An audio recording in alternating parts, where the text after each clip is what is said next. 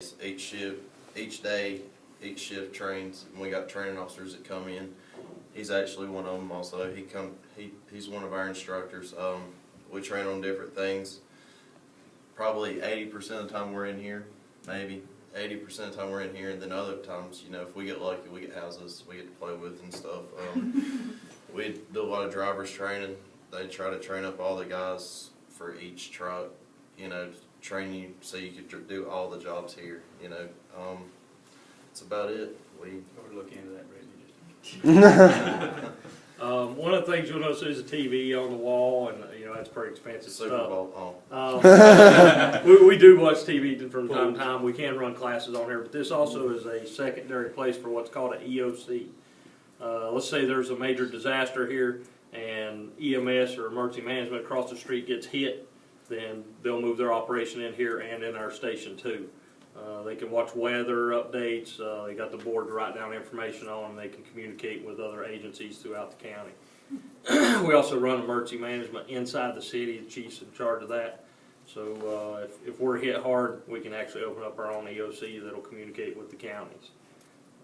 Cool. So again, firefighting's just a side job. We didn't realize how much you did. Appreciate you even more. Yeah. So other than that, they train their hearts out. A lot of departments, all you do is you get hired, you get put on this truck, and that's where you stay.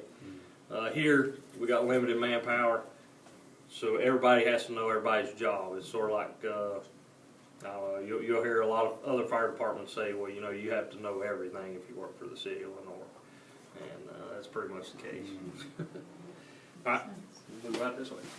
Appreciate that. All right, yes, sir.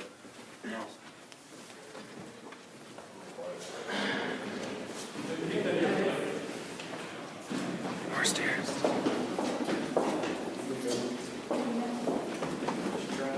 If you guys don't want to be in the video, you can be behind me.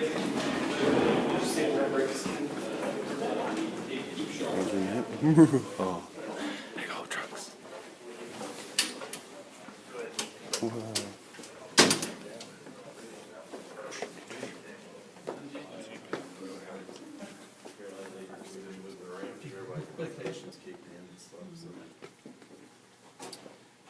Pretty much everything over here is administrative. These people over here, you got the chief's office, he's in charge of the department. Deputy chief, he's in charge of the money. So I'm always doing this. Money. Communications right here, everything that we do goes through there. And then of course down on the end is our fire marshal. He does fire inspections. He can actually write tickets. He is probably the guy that if you meet him, nobody likes. On the other side is a battalion chief, and he's in charge of both stations, the entire city. We've got about 17,000 people and about 18 people to cover the whole thing. So not a lot of people. And some people think, well, that's a lot of people. When we start looking at what it takes to fight a house fire, it takes minimum about 18 people, and that's where we're at now. Various trucks you'll see in here. This one right here, I have to admit, was probably the best job in the house. I just came off of it. This is the rescue truck. If you ride this truck, you actually ride this truck, the ambulance, and the big truck right beside it, and we'll look at it in just a second. Depending on what call it is. It's the best job. It is. You hear about firefighters going to save people. That's who rides this truck. The guys that get on this truck, that's what they get to do when they get on the scene. The rest of us are trying to protect them while they go get people or put the fire out. So, really good stuff. Yeah. All kinds of equipment on here. Everything from if you were drowning in a river, they can jump in and get you. If you're stuck on a water tower, they can come get you. If you're down in a hole, they can come get you. So they have a lot of resources. Like a gigantic toolbox. You want to open up some doors? Yeah, sure. So we'll let you walk around and see some of the stuff that's in here. We do carry our own air. Firefighters wear SCBAs so that they can breathe in a fire.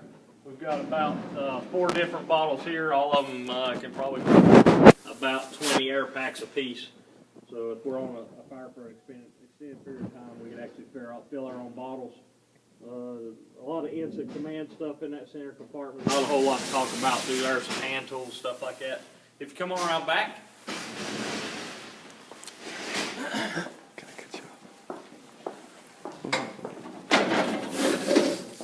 you've ever heard about the jaws of life, these are them. Oh yeah. This particular set's what we call a combi tool. You'll notice it's got a set of serrated edges here. That means it can cut, and a set up here that it can pry with. Our guys are trained on vehicles with this, and you'd be amazed what you can destroy with this. That's serious right there. It can get just about anything in the car that you want removed or moved or anything else. And it can wear you down quick too. Oh yeah, It's pretty heavy. It's heavy duty, but it's also hydraulic. Ain't nothing gives with that. I mean, it's gonna How go. much does one of those things cost? We finally just purchased new hearse, and we got a cutter, spreader, ram, power unit, and it was about $28,000. And to give you some idea You on gotta get price, in. this truck's what's called a heavy rescue truck. It's probably around, equipment and all, $600,000-$700,000. This truck here is well over $1.5 million. No. We purchased it about $800,000, but that was like in early 2000s. So they get expensive. What's that center one right there? This one, It's got the these are cutters. All they do is strictly cut. They're an older set, but they still working probably better than our new set. So that's why they're still back here. Back here you got rams, and they just sort of push and spread things apart. The only thing really in this department here is a backup. Gas. And the only reason I do this is this is the other set of spreaders. You'll notice they're sort of bigger. They have a whole lot more spreading capability. You can actually, we'll pop doors, but that one you can set it in the windowsill and actually blow the door clean off the car because they'll spread so far. Go ahead. Here, we just got our jacks, high lift jacks, pry bars, push brooms. We got to clean up messes from the wrecks and stuff. We keep skill saws, drills, everything in that compartment. You never know what you might get into. I mean, we've had steel sockets. I know we've been on industry fires where we got to get up our ratchets just to unbolt it just to get to the fires. And Everything's got its place so that you can get right to it quickly. We want our people to be able to come out here in pitch black, pour down the rain, and reach in there and grab what they need. All right. here is cribbing for stabilization on vehicles. You can see we keep a lot of exhaust fans. I mean, your engines will have this also, have the fans on it. You'll notice these little boxes, let's say I cut a hole in a roof to let the fire and smoke and heat out. What that does is allow people to breathe a little better, and also gets our guys where they can stand up and move faster. But when all that's over, there's a hole in the roof. So what we do is we'll actually go get a piece of plywood, nail it down, secure it. Same thing, if we bust out a window, we secure that window so that other people can't just, pillage the place. Do you have those bags that like? Oh, yeah, yeah. We'll show them to you. I can actually lift this truck with an airbag to give you the kind of power we're talking about with those. We actually have some bags that are up on the landing. We don't really carry them on the truck. Some of them are big enough you can lift a 747. A lot of power with that stuff. This department, Heads up. Excellent. Drop in anytime. You never know. alright, this department, we'll keep Stokes basket, backboards, collars, splints. We actually got packs, guys, if we have to go do a rescue on a building, we just come in here, grab this whole Stokes basket if we need to, or we can just grab the backpack and just start hiking upstairs to the roof, whatever we need to do. Toolbox, anything you can think of, it's in there. You said backpack. Do you mean you throw the thing on your the whole thing on your back somehow? No, we got backpacks. Oh, the backpack's inside, and that's what you need out of. But you don't necessarily need to take somebody out. A lot of times what'll happen is those two individuals will grab those backpacks, and they got rope equipment, harnesses, the whole 9 yards. Those two people will go in and do like a recon. They'll rappel down to the patient, figure out what's wrong with them, what kind of equipment they need, and while the next truck comes in, they'll start dragging off other equipment along with the Stokes, and we'll lower the Stokes basket down. They put them in the Stokes basket, tie it up, and we start pulling everybody back up.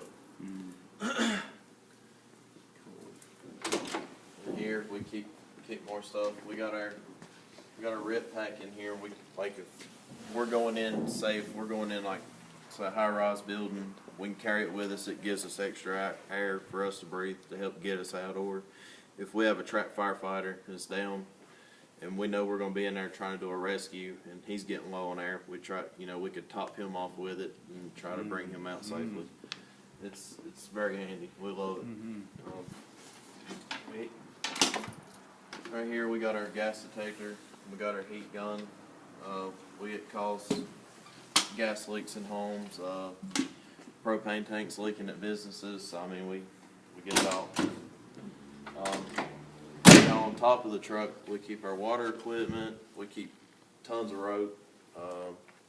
Our Rescue 42 tools, frets for stabilizing cars, and we'll show you the jacks on the other side, and bulletproof vests, K9 sleeve. If like, say if an officer goes down, we got to try to get his dog too. So, Give you an example. We actually carry bulletproof vests. We respond with the police department. Say we have a school shooting. Their job is to secure the shooter, and then we'll go in with law enforcement as a team, and our job is to start getting people who've either been hurt or injured or anything like that. Our job is to try to get them out. So we do carry the bulletproof vest. He mentioned the dog bite sleeve. We actually have to go through training where we put this sleeve on, and Cujo comes at us, and you don't look him in the eye because it makes him mad. And he latches down right here, and you keep smacking him on the face, keep him mad, because you want him latched on here and not right here. And you keep him up off the ground. Two of the other guys come in and put a piece of webbing in there, and then they'll back off. You drop the sleeve, and they've got the dog where he's in the middle and can't get away. Because a lot of times if a law enforcement officer with a K9, they're trained in handler protection. Let's say he's the handler and I do this, the dog's jumping on me, even if I'm friendly. So you have to sort of watch that, especially around there. The truck right here behind you, Tower 8, it'll reach 105 feet in the air. We use it for any of the high-rise buildings in the city. It's also got a wide assortment of ladders. We had to use it on a apartment complex down here. I had a lot of people hanging off while it was on fire all at the same time. We basically forget the fire, start getting people down, so everybody's grabbing ladders. Just another technique. You'll find a lot of saws, stuff like that. It's also a way that we can lift up and actually run hose lines off the bucket back there and fight fire at an elevated place. The two trucks over here are both engines. We can walk that way, or whichever way you want to go. And just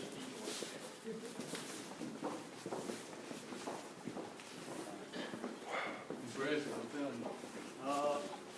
these trucks are fairly complicated. You'll see here and also back there a lot of buttons and levers and more things than you can shake a stick at. Each one of those things activates some other water appliance or something. Up here, you got our main attack lines. We'll pull those off and go fight fire. Red goes in after the fire. Blue protects those firefighters. Also on the back of the truck, you've got bigger hose lines, everything from 5 to 2.5 inches. 5 supplies our water. So we hook to the hydrant, water comes to this truck, and then goes wherever. It's like a hub for the water system. People on these trucks normally are fighting fire. They're going after the fire. They may be getting involved with forcible entry, stuff like that. And they also support anybody else. It's like a great big team here. Especially, like I said, with manpower and depending on your training. I know guys over here may also be on the special operations team.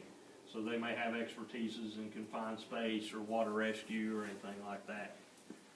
We do have teams that deploy all over the United States. We were on standby for Katrina.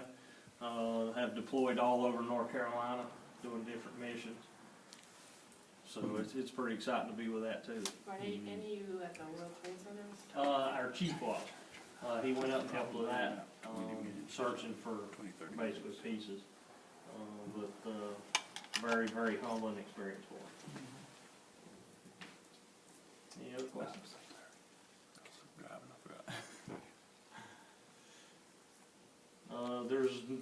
nothing like this job. If you ever jump out of an airplane, you might get an idea of what it's like. A lot of these guys are probably more adrenaline junkies than anything, but they care about their community, and that's why they're in here. They want to help people, and sometimes we got to help each other, because you see things in this job, and that's the one thing I try to preach to everybody is that part of it's not easy. You see things in this world that some people just shouldn't or see, and so we deal with that emotionally, and we have to talk it out sometimes. Let me ask a dumb question. Okay.